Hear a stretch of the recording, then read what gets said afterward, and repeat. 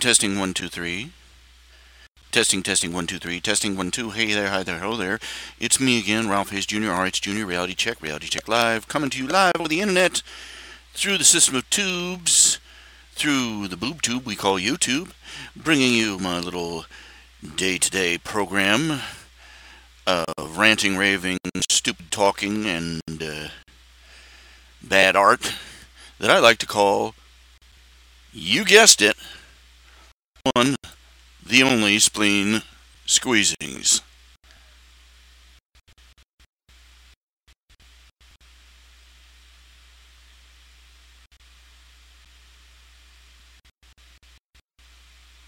That's you, boys. And the audio craps out on us. Yay.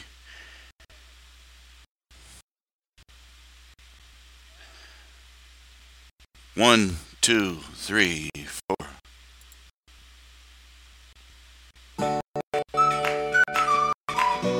More like it. The one thirty chatter baba. Hip hop hoy. Hey mahami in the man palm of them on. Hip hoy many many many hip many many many many flavor bip pop just dip pop bum bum bum bum. Yeah. Hello. Hello. It's me again, Margaret.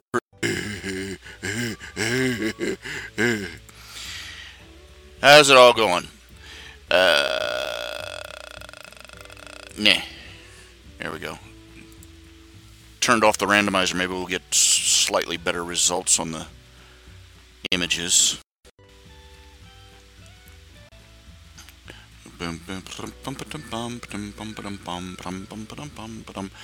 How y'all doing? How y'all doing? Getting an early start again.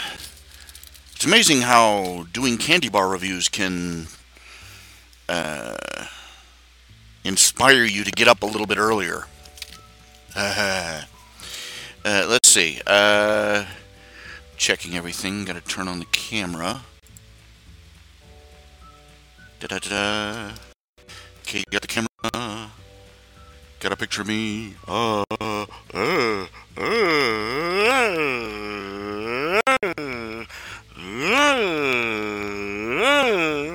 okay.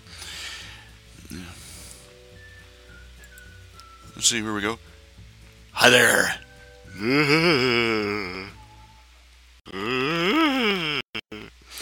Okay, just enough of that. All right, you can see this is my desk. Cradle of filth here. One of these days I'm actually going to be rich, or I'm actually going to be financially stable, and I'm going to spend a couple $100 and hire a bunch of people to come in here and just start hauling trash out. Old junk.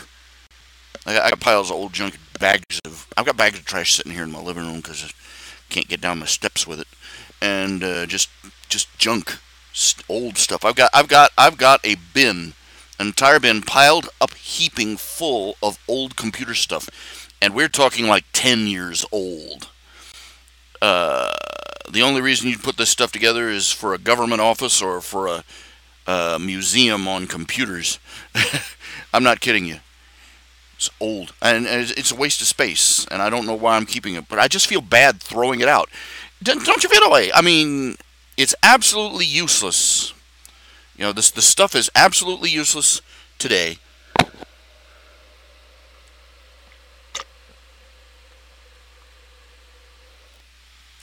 It's absolutely useless.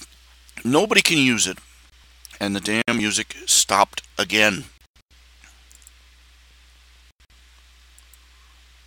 I can't figure out why. Why won't it play? Let's see. Settings, quality, full screen, watch later.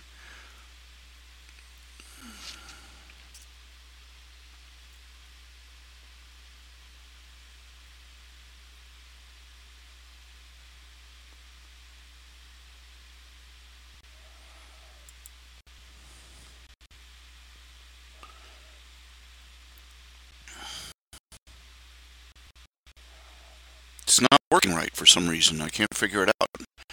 There is some exotic setting here somewhere.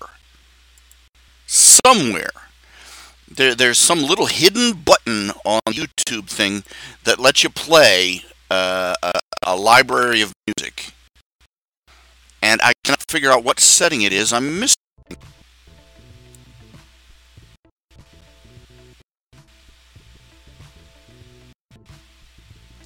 It's infuriating.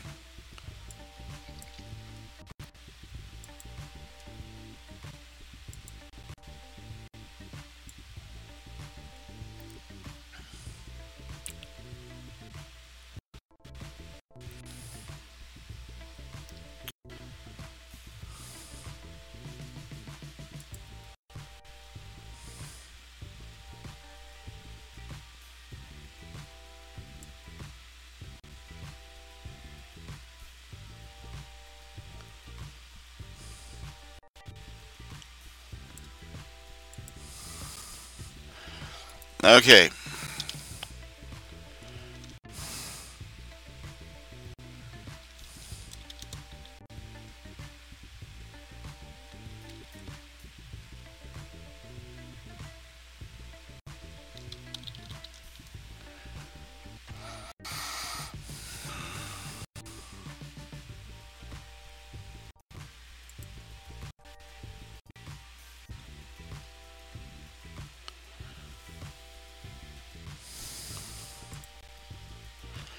Had somebody come in, apparently there's somebody that's claiming that the eclipse was racist.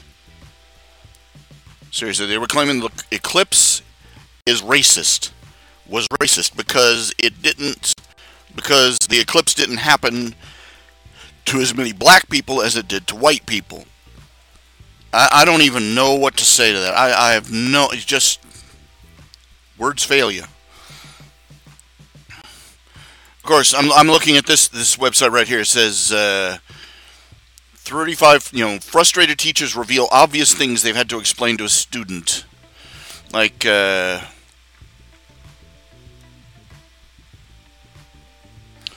I was in year 10, one of the girls in my science class asked if many people died in the Big Bang.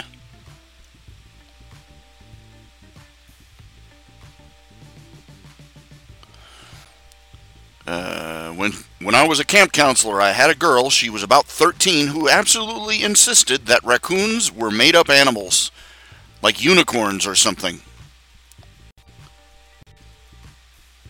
Had to explain to my high school kids that there are black people in England and they are not, in fact, called African Americans.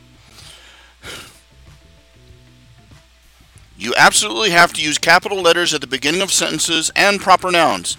I teach college.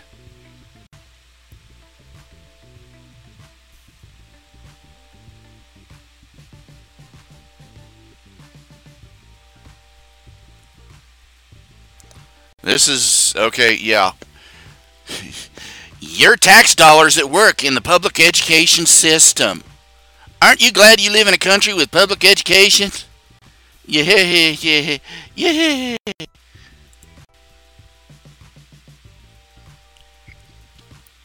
Okay, it better work this time. Okay, I think I've figured out what was missing here, which button needed clicked. I clicked something that needed to be clicked and it clicked it. I clicked it twice by mistake, I think. Hopefully the music... Okay, let's see what happens. And it stops stone cold dead.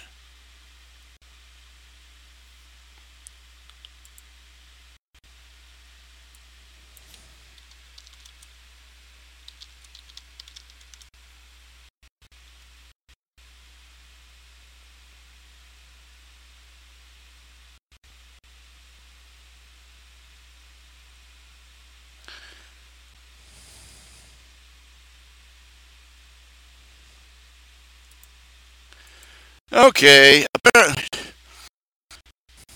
I swear. It's interesting. This is interesting. Ever since that guy got fired for passing around that memo around Google that saying that affirmative action for women was screwing up the company. He got fired, and now Google and YouTube, they're working like crap now. It's an interesting coincidence.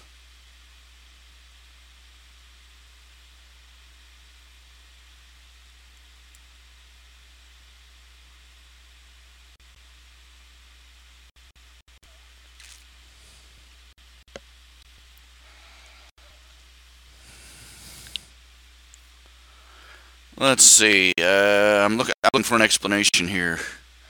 Looking for an explanation. Because I would kind of like to have music playing in the background while I'm doing my crap. Just kind of my thing.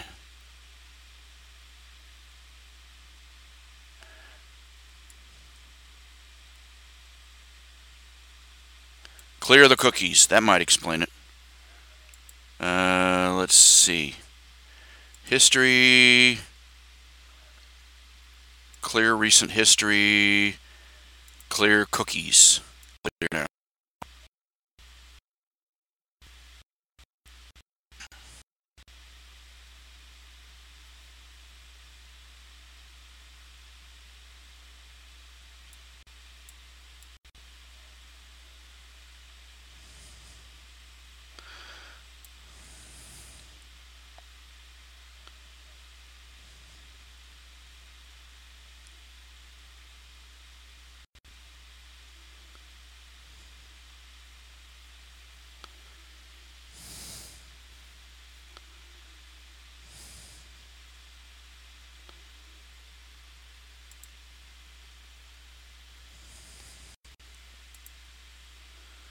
Let's try just... Yeah, they just want to force people to do this crap. That's all it is. It's supposed to be a whole playlist. They're buggering up they're doing this, the theory going right now is that they're doing this deliberately to try and, get more click-throughs on their ads. Apparently $4 billion isn't enough. Okay. Oh, damn it. It's not working right. Okay, candy bar review. For those who don't know, I got myself... Ah!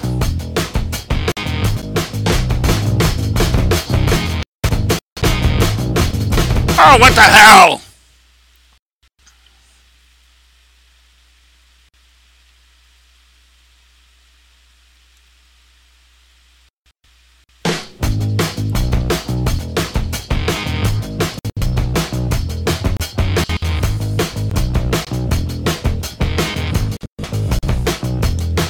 Screw it.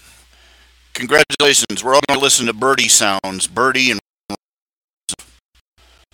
naturesounds4.me.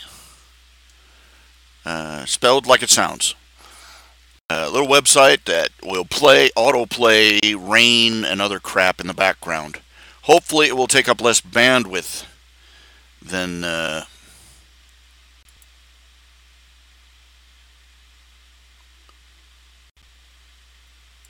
whatever the hell Google is doing. Yeah, they fired all the sexist men, and now all the touchy-feely women they got working for them can't get anything to run. and that always, they're all a bunch of big, strong, independent women who don't need no man. And you said something that hurt their feelings. Let's see. Rain.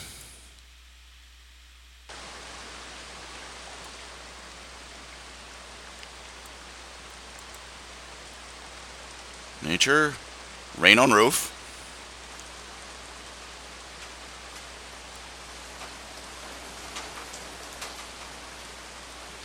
I like rain. What can I say? It's just me.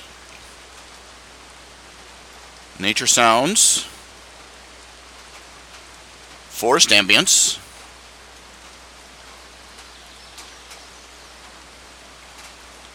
I love rain. I'm a pluviophile. Pluvio file. I like rain. Okay. That's all it means.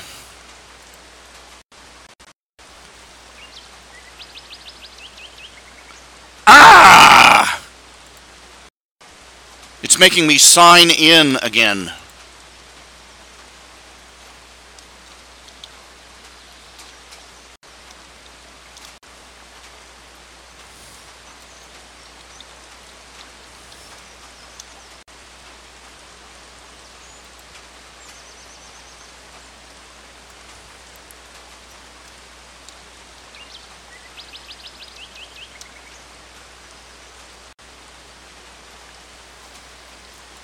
Ah, I figured it out. Oh, come on! Man, they've gone completely to raving crap! This is unbelievable. This is unbestinking-leavable.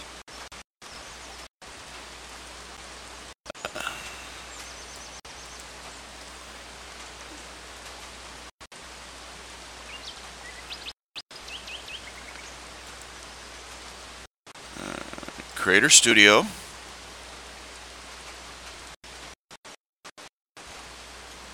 Live streaming. This is unbelievable. Man, yeah, like I said, they probably fired the last competent man in the company when they fired the guy with the memo. Okay.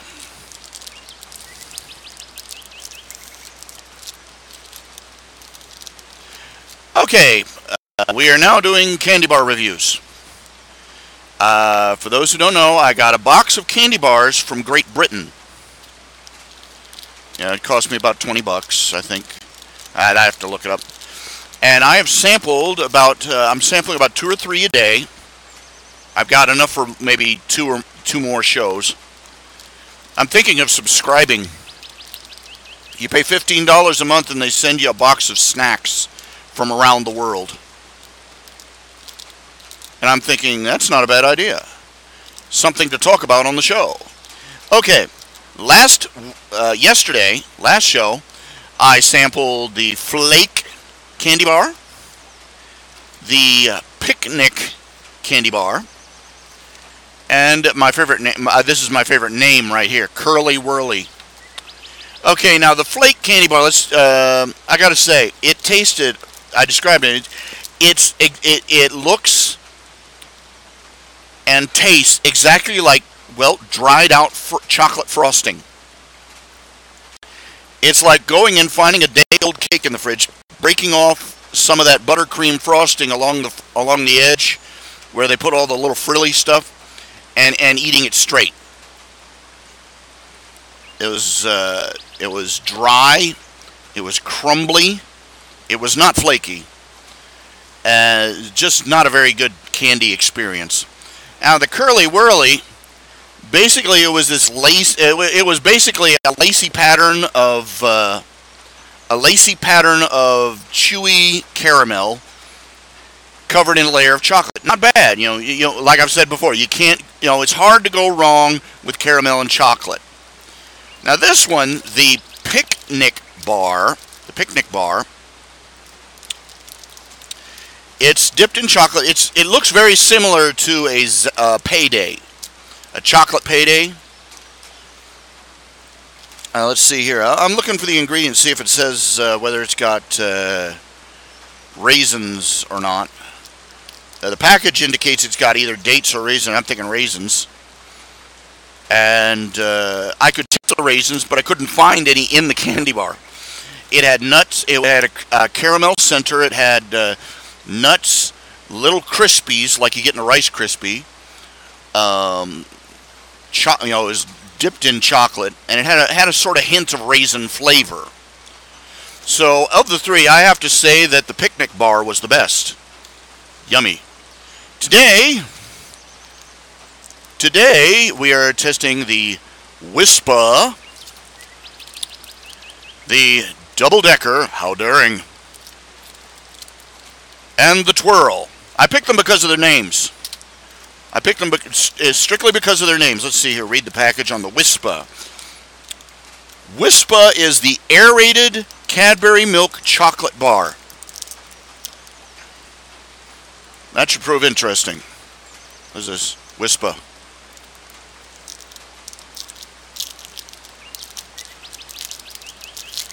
It's aerated, whatever that means. Okay, you look here. Doesn't look like much. Doesn't look like much. And I'm breaking it in half.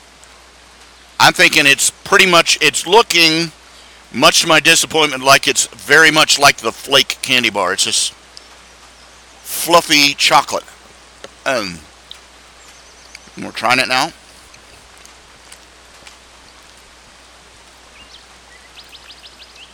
Okay, if you've ever eaten a Three Musketeers, this tastes, the texture especially, is like the inside of a Three Musketeers, except maybe a little more chocolatey. Wow, it's very melty too.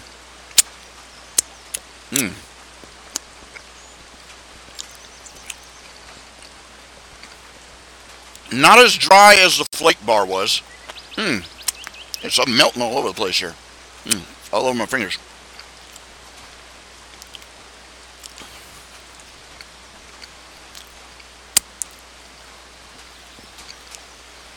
It's just whipped nougat, basically, with extra chocolate flavoring.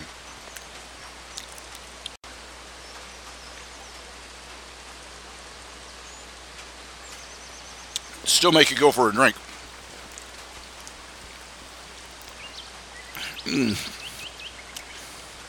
Gooey. I'm going to have to eat these quick because I don't know what it is. It's not even that warm in my house right now. It's about like 70 degrees, 75 degrees, but these things are all melting fast. Okay, and now the twirl bar, turn that over. You may be a winner. No, probably not. Wrong country. And it basically like two Twix bars, it looks like. Two Twix bars. Except now we eat. And it's more fluffed chocolate. What is it? Okay, Great Britain, what the hell? This is a third of your candy bars I've eaten. That is basically nothing but dry, fluffed up chocolate.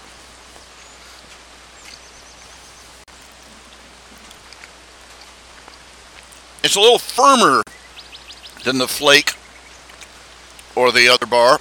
I'll just say it. It's firmer than the Flake or the Wispa. A little denser. Oh, I can't even eat the second one. The second little half bar. It's just like eating frosting. It's like eating old dry frosting.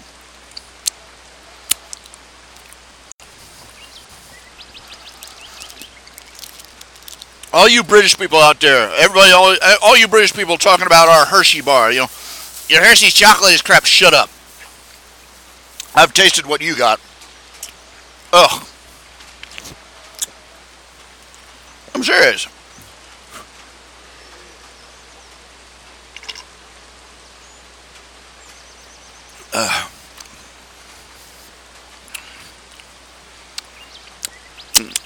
Okay.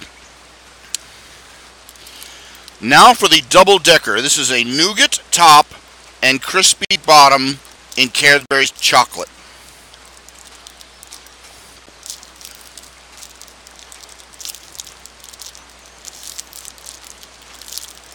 This is interesting. Look, it looks like a sandwich almost. Look at it.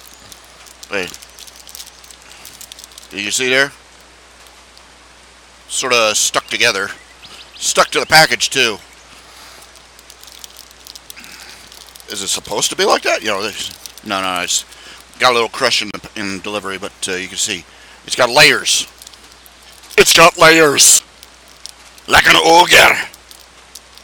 Okay, this chocolate looks like gooey. It is gooey and sticky, rather than fluffy and dry. Look at that. Oh yeah, very crispy cookie. It's actually a Rice Krispie kind of cookie, you know. Hint of coffee flavor.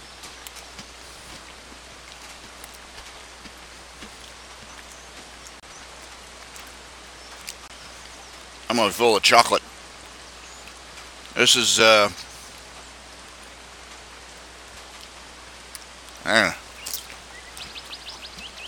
this double decker is seriously gooey.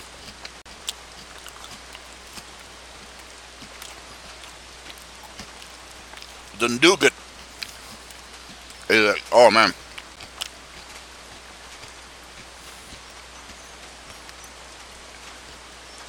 It has almost a hint of burnt flavor in the background. It's like almost like a little hint of coffee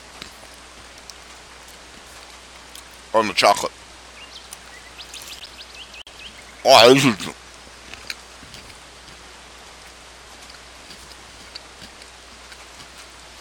this is why the British people are so calm. They're recovering from a sugar coma. Oh man.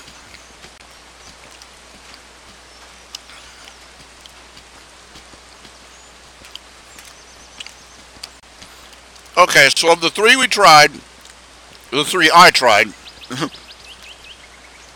the Cadbury Double Decker is probably the best. But that's not saying much. It's still the picnic bar that comes out as ahead of all the rest.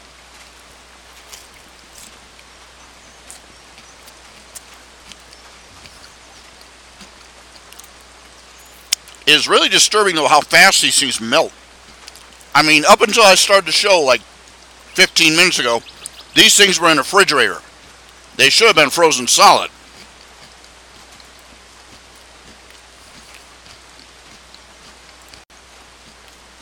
I'm going to switch the art over. Switch over to slideshow.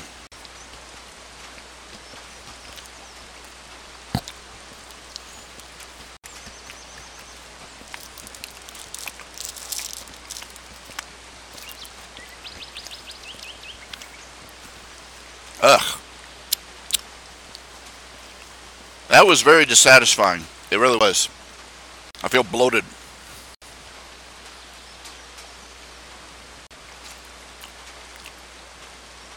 They're not all that big. There's just two tiny little candy bars in the regular size one.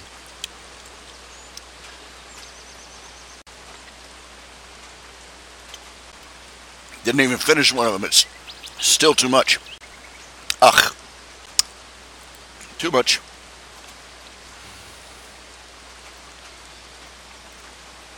Bleh. Bleh, bleh, bleh, bleh.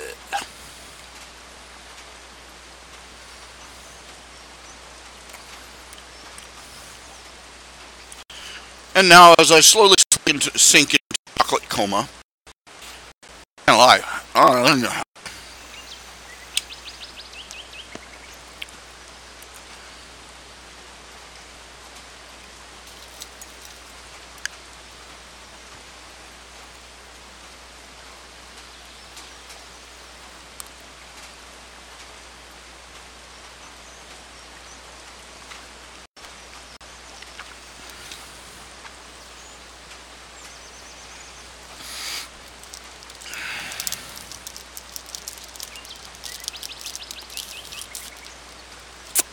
Okay.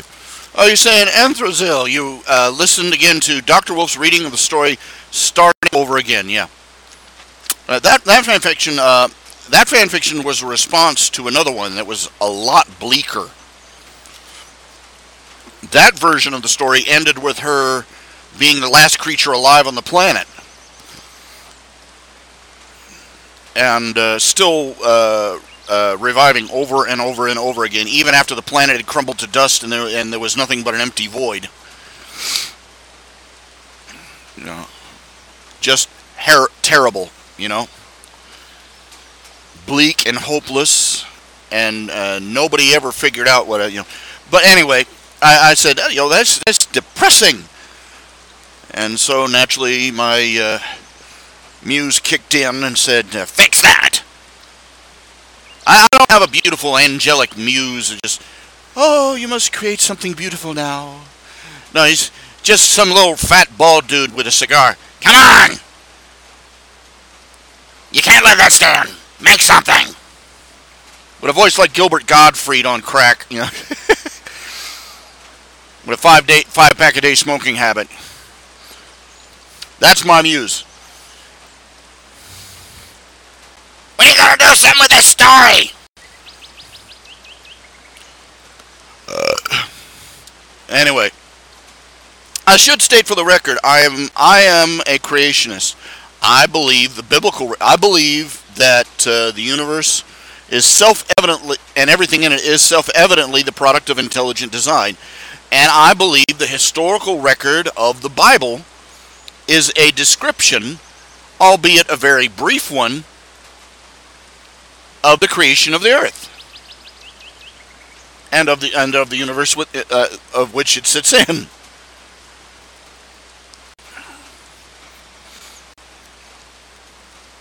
Why? You ever wonder why? Isn't it interesting? Why is that so spectacular that you say that a thousands-year-old book, a book thousands of years old, I mean, predating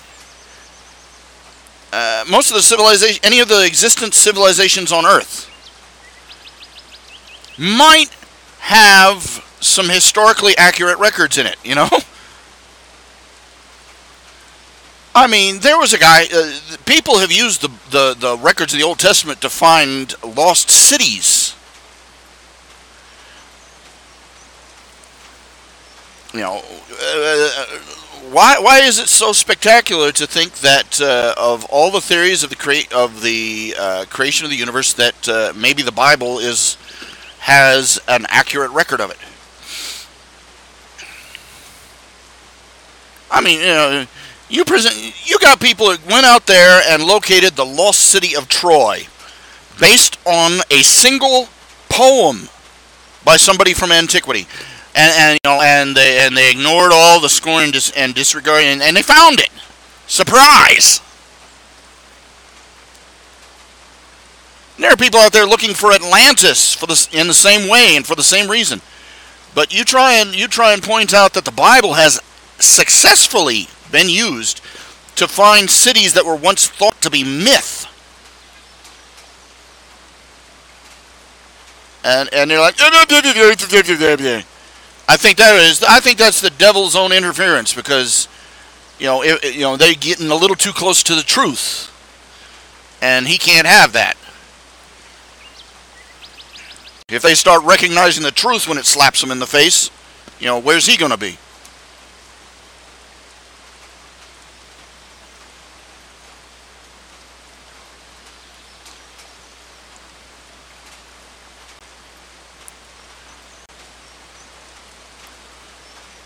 But you apologize. I'm sorry.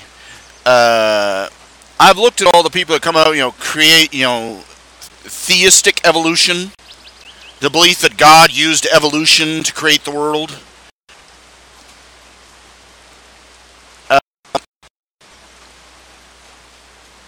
It's sad. That's really sad.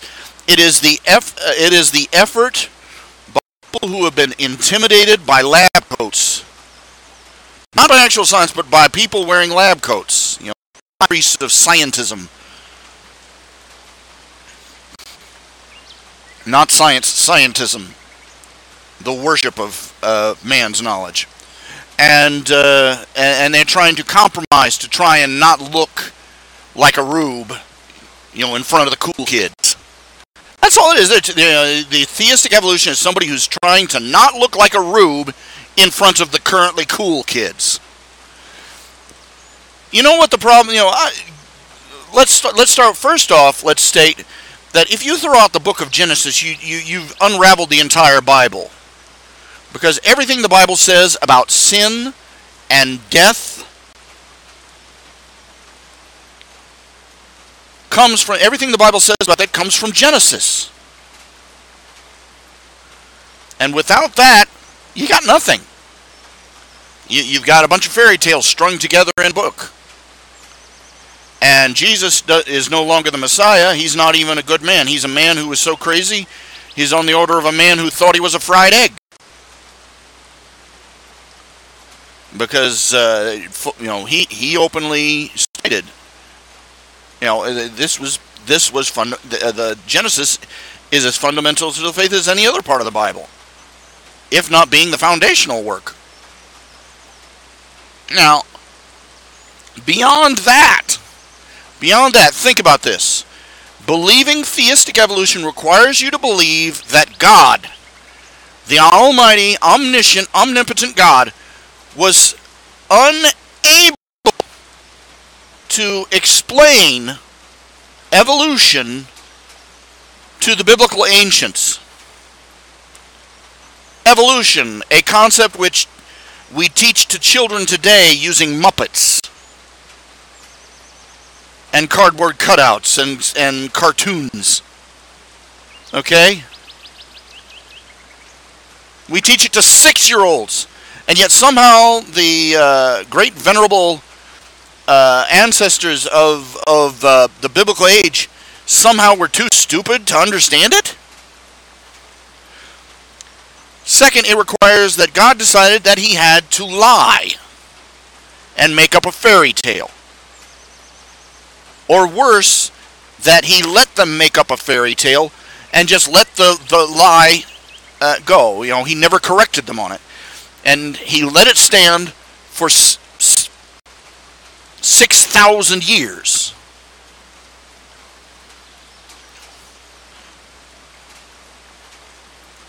And that he didn't even correct it at the time of Christ. He did not correct it at any time he did. He never once in all those thousands and thousands and thousands and thousands of years did he speak to a prophet or a priest and say, you know, that isn't really how it happened.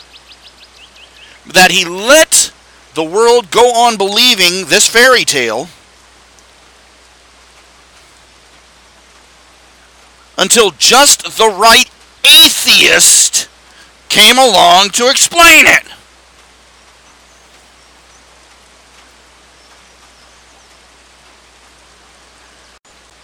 Anthrozil, can you hear me?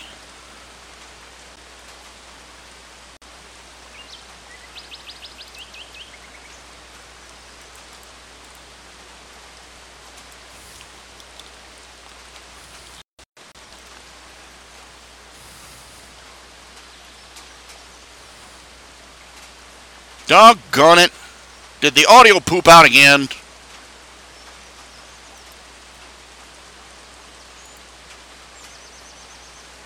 I hate this.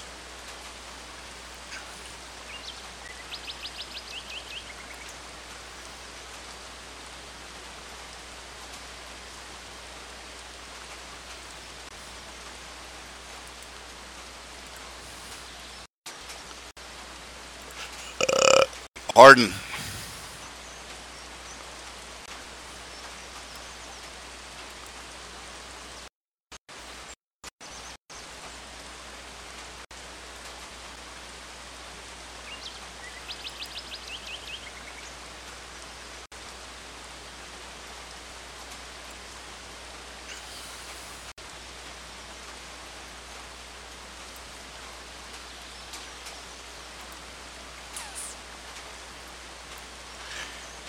Guys, come on, respond. Say something.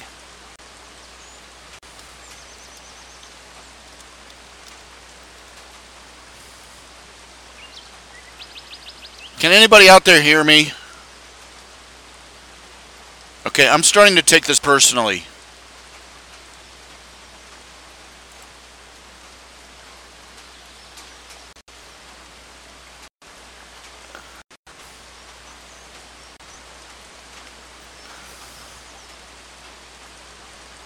Oh, great.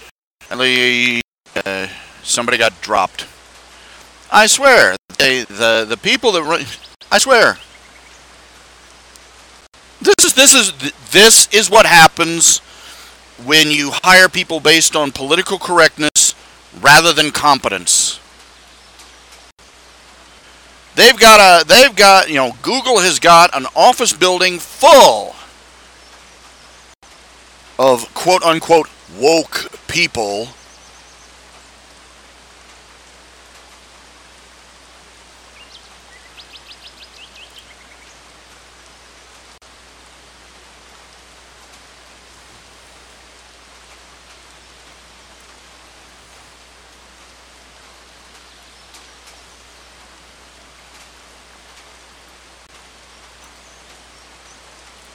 Okay, I'm going to stop this a minute.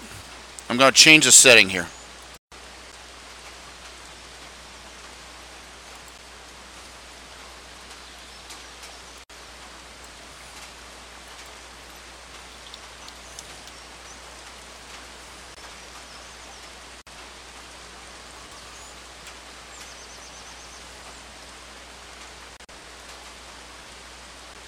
Can you hear me?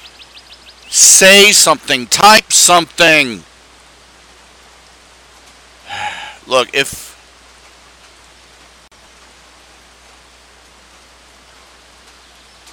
look, I'm giving a couple of minutes. If I don't get some responses here, I'm just going to have to shut down the feed because no, this ain't no good. This ain't no good.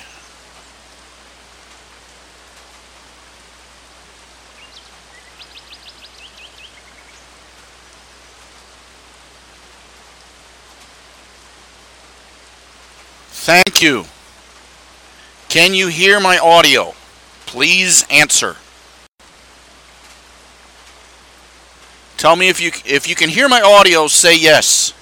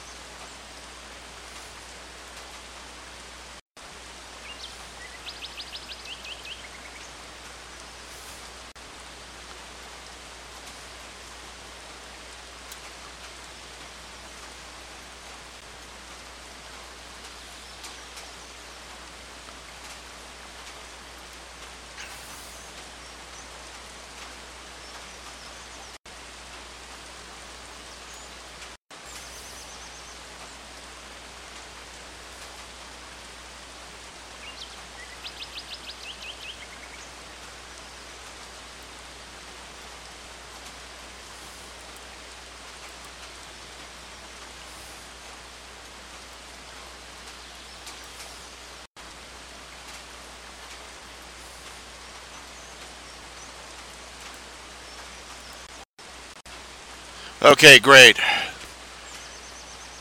There's some sort of lag. Got lag going both ways. Like I was saying, this is what happens when you hire based on political, correctness, purity of ideology, rather than on competence.